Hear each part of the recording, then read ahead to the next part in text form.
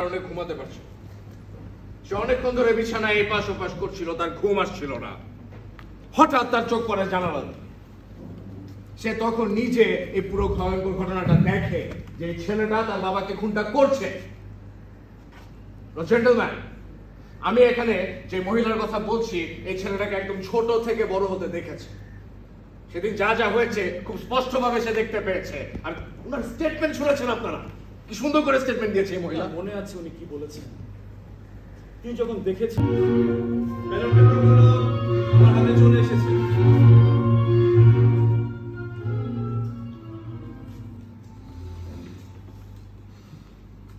দোষী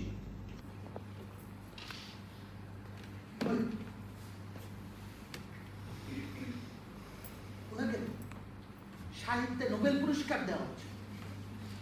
উনি একটা বৃদ্ধ লোক, পুরো চরিত্রটাই বিশ্লেষণ করে ফেলে এই ঘন্টার মধ্যে। কি করে পারলেন আপনি?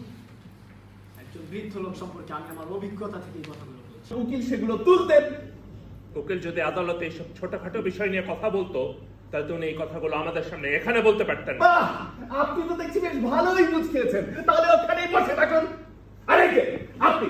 আপনি বলছেন সেই রাতে বৃদ্ধ লোকটি সিঁড়ি ঘরে দৌড়ে যায়নি, গিয়ে দেখেন এই ছেলেটা তার বাবাকে খুন করে পালিয়ে যাচ্ছে।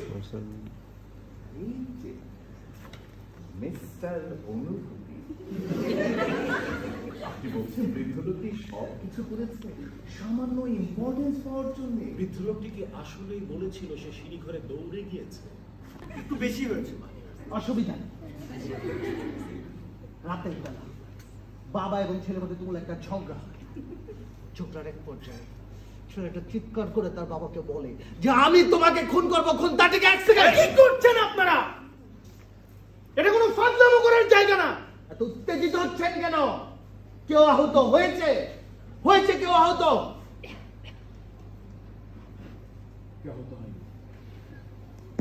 এদের মধ্যে যদি একটা মানুষও ভালো থাকতো, একটা মানুষের মধ্যেও যদি পটেনশিয়াল থাকতো, আমি আশ্রয় করে দিতাম, আমি জায়গা দিতাম।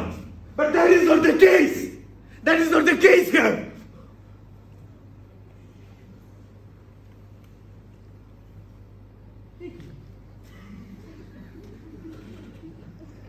মানে আমরা তো এখানে সবাই আলোচনা করতে এসেছি, তাই না?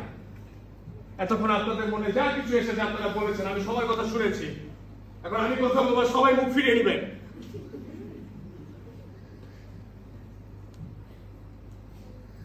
আপনি বুঝতে পারছেন আমার কথা, রাইট?